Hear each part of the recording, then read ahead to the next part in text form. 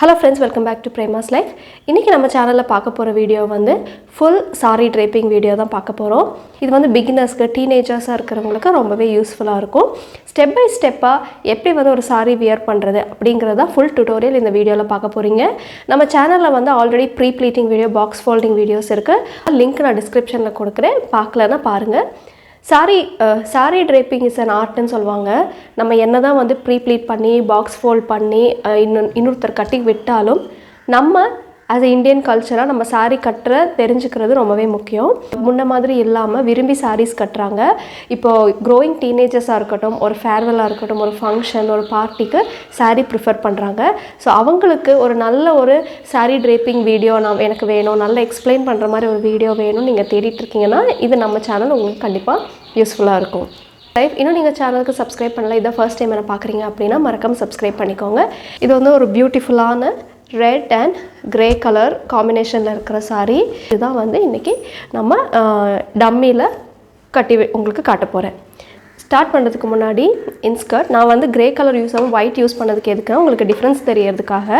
So saree greyவே வந்து நான் இன்னொரு grey கலர்லயே சொல்லி கொடுக்கும்போது உங்களுக்கு மேபி அது டிஃபரன்ஸ் தெரியாம இருக்கலாம். அதனால தான் இது நிறைய பிகினர்ஸ்க்கு வந்து யூஸ்ஃபுல்லா இருக்கும். ஸ்கர்ட் பாத்தீங்கன்னா இப்போ வந்து புதுசா கட்டறீங்க ப்ளஸ் வந்து டெய்லி வேர் டெய்லி saree கட்டிட்டு போறவங்களுக்கு வந்துட்டு மெயினா வந்து நமக்கு வந்து ஃபுல் டே அது வந்து அன்கம்ஃபர்ட்டபிளா இருக்க கூடாது. அப்படி இருக்கும்போது நம்ம என்ன பண்றோம்னா ஸ்கர்ட் வந்து நேவல்ல இருந்து பெல்லில இருந்து மேலே வந்து நீங்க கட்டிக்கலாம். இப்போ நம்ம ஸ்டார்ட் பண்ணிரலாம். சாரியோட ஸ்டார்டிங் பார்ட் இது இருக்கு இல்லையா, இங்க என்ன பண்ணுங்க ஒரு சின்னதா ஒரு நாட் போட்டுக்கோங்க. பாருங்க இது ஏன்னா இது ஒரு பிகினர் டிப் ப்ளஸ் வந்து ஒரு ஃபுல் டே ஒர்க் போட்டுட்டு இருக்கவங்களுக்கு யூஸ்ஃபுல்லா இருக்கும்.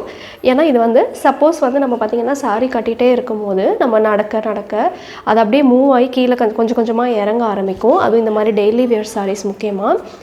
அப்ப இந்த மாதிரி ஒரு குட்டி நாட் பெருசா போடக்கூடாது. பெருசா போட்டா உங்களுக்கு நல்ல பல்ஜ் மாதிரி தெரியும். சின்னதா ஒரு நாட் போட்டுட்டா நீங்க என்னன்னா இந்த மாதிரி ஸ்கர்ட்ல இந்த மாதிரி டக் பண்ணும்போது உங்களுக்கு அது வந்து இப்படி கலண்டு விழுகாது, இழுத்துட்டு வராது. டக் பண்றது பாத்தீங்கன்னா இப்படி சென்டர் இங்கேயும் நீங்க ஸ்டார்ட் பண்ணாதீங்க. அதே மாதிரி பின்னாடி நல்லா க்ளோஸ்டா இருக்கட்டும் அப்படின்னு பின்னாடியும் ஸ்டார்ட் பண்ணாதீங்க. இப்படி பண்ணா நடக்கும்போது உங்களுக்கு saree வந்து தடிக்கிட்டே இருக்கும், நடக்கவே முடியாது, ஃப்ரீயா கால் அப்படி எட்டு வைக்கவே முடியாது. அதனால எப்பவுமே இந்த இடுப்பு சென்டராவும் இல்லாம இந்த ஸ்டார்டிங் உங்களுக்கு பார்க்கிறதுக்கு ஃபுல்லா கவரான ஒரு ஃபீல் இருக்கும். ஆனா இந்த ஸ்டார்டிங் தான் நான் போடுறேன் பாருங்க. இங்க தான் டக் பண்ணுங்க. டக் பண்ணதுக்கு அப்புறமா சாரியை வந்து நம்ம ஒரு ஃபோல்ட் நல்லா இந்த மாதிரி எல்லா சைடும் டக் பண்ணிட்டு ஒரு சுத்து உடம்பு சுத்திக்க போறோம். இப்போ பாருங்க நம்ம எங்க ஸ்டார்ட் பண்ணமோ அந்த இடத்துல இந்த மாதிரி இன்னொரு டக் பண்ணிக்கோங்க. டக் பண்ணியாச்சு. இப்போ நம்ம இந்த மாதிரி ஃபுல் லென்த்துக்கும் எடுத்துட்டு முந்தானை வந்துருச்சா, பல்லு வந்துருச்சு. இந்த பல்லுவை நம்ம நார்மலா இந்த மாதிரி ஒரு உங்களுக்கு வந்து ஒரு மெஷர்மென்ட்காக தான் இந்த மாதிரி இப்படி ஃபுல்லா இப்படி எடுத்துக்கோங்க. இந்த மாதிரி எடுத்து இதை இன்னொரு சுத்தணும். இந்த மாதிரி ரஃபா போட்டுக்கோங்க. ஸோ உங்களுக்கு எவ்வளோ ஹைட் வேணுமோ அதுக்கேற்ற மாதிரி நீங்கள் இந்த மாதிரி போட்டு வச்சுக்கோங்க.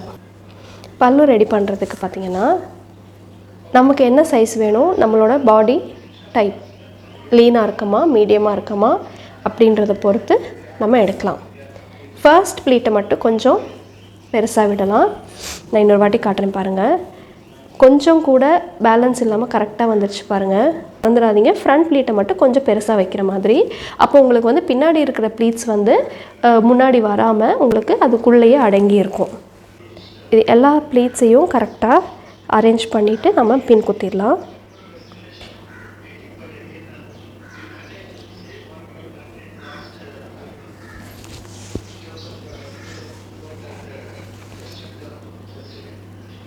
ஃபஸ்ட்டு ஒரு பார்ட் எடுத்துக்கோங்க, ஒரு பாதி அளவுக்கு எடுத்துக்கோங்க. அதுக்கப்புறம் இன்னொரு பாதியை ப்ளீட் எடுத்துக்கோங்க. ஒரே டைம் எடுக்கணும் அப்படின்னு நம்ம பார்க்க தேவையில்லை. அப்போ தான் உங்களுக்கு பர்ஃபெக்டாக வரும். இப்போ பாருங்கள் இந்த சைடு கரெக்டாக வந்துருச்சு. இந்த அளவுக்கு நான் பின் குத்திக்கிறேன். வந்து சின்னதாக ஒரு பார்டர் வந்திருக்கிற saree அப்படிங்கிறனால உங்களுக்கு தெரியும்னு நினைக்கிறேன். அதனால் நான் வந்து அந்த பார்டருக்கு ஏற்ற மாதிரி பார்டர்லெஸ் சாரியாக இருந்தால் அதுக்கேற்ற மாதிரி பண்ணிக்கலாம்.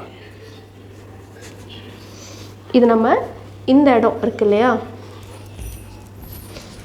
இது வந்து நமக்கு விலகி வராமல் இருக்கிறதுக்கு சில பேர் பின் குத்துவாங்க, பட் பின் குத்தலாம் தேவையில்லை. இந்த சைடு ஃப்ரண்ட் ப்ளீட் எடுக்கிறதுக்கு முன்னாடி இதை நல்லா ஒரு புஷ் கொடுத்து ஒரு இழுக்கணும். புஷ் கொடுத்து இழுக்கும் போது பார்த்திங்கன்னா சுத்தமாக கழண்டு வராது. இங்கே பாருங்கள், என்ன தான் நம்ம இழுத்தாலும் வராது, நல்லா டைட்டாக உங்களுக்கு இங்கே ஃபிக்ஸ் ஆயிரும். இழுத்துட்டு என்ன பண்ணணும், இதை நம்ம இங்கே செக்யூர் பண்ண போகிறோம். ஒரு இழுத்துட்டு இங்கே வந்து லைட்டாக சொருவிடுங்க. நம்ம இந்த பார்ட்டை என்ன பண்ணணும்னா, நம்ம இப்படியே வந்து நம்ம ஃப்ரண்ட் ப்ளீட் எடுக்க ஆரம்பிச்சிடக்கூடாது. ஜென்ரலாக நிறைய பேர் பார்த்திங்கன்னா இங்கே அப்படியே சாரியை சொருவி வச்சுருப்பாங்க, பட் அது வச்சா இங்கே அப்படியே ஒரு பல்ஜாக இருக்கிற மாதிரி தெரியும், ரொம்ப குண்டாக காட்டும் நம்ம இல்லையா. இதை வந்து இந்த ஃபுல் லென்த்துக்கு இந்த அளவுக்கு கொண்டு போய் பார்க்கணும். பாருங்கள், நான் காட்டுறேன். இது இருக்கு இல்லையா, இங்கேருந்து எடுக்கிறோம் ஒரு சாரியை இது வரைக்கும் நம்மளோட உடம்போட அடுத்த எண்டு வரைக்கும் இந்த அளவுக்கு கொண்டு போய் பார்த்துட்டு இங்கே ஒரு மெஷர்மெண்ட் வரும். இவ்வளோ இடம் கேப் தெரியுதுல்ல, இங்கேருந்து ப்ளீட்ஸ் எடுக்க ஆரம்பிக்கணும். அது முந்தான பல்லு எப்படி ப்ளீட்ஸ் எடுத்தோமோ அதே மாதிரி தான். நிறைய வேணும் அப்படின்னு நினைக்கிறவங்க நம்ம குட்டி குட்டியாக வச்சுக்கலாம். மீடியமாக இருக்கிறது போதும் அப்படின்னு நினைக்கிறவங்க அதுக்கேற்ற மாதிரி பண்ணிக்கலாம். இங்கேயும் நம்ம கேப் விட்டுருக்கோம், அதே மாதிரி இங்கேயும் உங்களுக்கு கேப் இருக்குது. ஸோ இதையும் விட்டுருங்க, இந்த லென்த்தையும் விட்டுருங்க. இப்போ நம்ம பின்னு வச்சு செக்யூர் பண்ணிவிட்டு டக் பண்ணிக்கலாம்.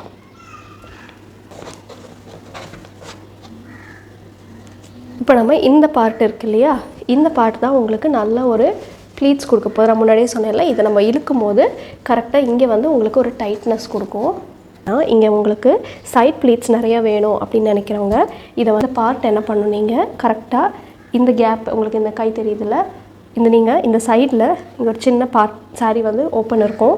ஸோ இல்லை இந்த பார்ட்டை எடுத்து நல்லா செக்யூர் பண்ண போகிறோம். இது வந்து லூஸாக இருக்குது, லூஸாக விட்டால் லூஸாகும், டைட்டாக இழுத்து பிடிச்சா உங்களுக்கு இங்கே டைட்டாக இருக்கும். பார்த்தா தெரியுதா? இது நம்ம இழுக்க உங்களுக்கு வந்து ப்ளீட்ஸ் வந்து நல்லா டைட்டாகவும் டைட்னஸ் கொடுக்கும். நல்லா டைட் கொடுத்துட்டு என்ன பண்ணுங்கள், இதை இந்த மாதிரி ஒரு முறுக்கிக்கோங்க. தெரியுதா? இப்படி முறுக்கி ஸ்கர்ட்டில் டக் பண்ணிடுங்க. டக் பண்ணதுக்கப்புறமா உங்களுக்கு ஆட்டோமேட்டிக்காக இங்கே வந்து ப்ளீட்ஸ் வர ஆரம்பிக்கும். அதே மாதிரி இந்த பல்லுவை வந்து நீங்கள் ஃப்ரண்ட்டில் இப்படி எடுத்து விட இது இன்னும் டைட் ஆகும்.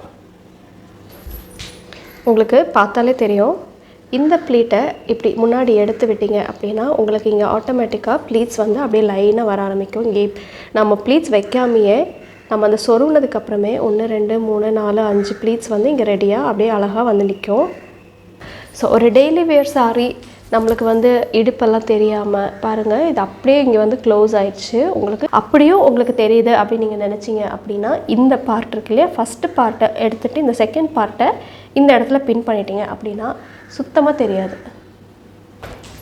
இந்த வீடியோ உங்களுக்கு பிடிச்சிருக்குன்னு நினைக்கிறேன். பார்த்த உடனே உங்களுக்கு தெரியும், எங்கேயுமே வந்து சைடில் தெரியாமல் பர்ஃபெக்டான ஒரு சாரி ட்ரேப்பிங்னு சொல்லலாம். ஃப்ளேர் பாருங்கள், முன்னாடி ஃப்ளேர் வந்து எவ்வளோ நல்லா இருக்குன்னு. இந்த வீடியோ உங்களுக்கு பிடிச்சிருந்தா மறக்காமல் லைக் பண்ணுங்கள், ஷேர் பண்ணுங்கள், சப்ஸ்கிரைப் பண்ணுங்கள். ஏதாவது டவுட்ஸ் இருந்தால் கீழே கமெண்ட்ஸில் கேளுங்க. நெக்ஸ்ட் வீடியோவில் அதை நான் ரெக்டிஃபை பண்ணுறேன். Thank you so much.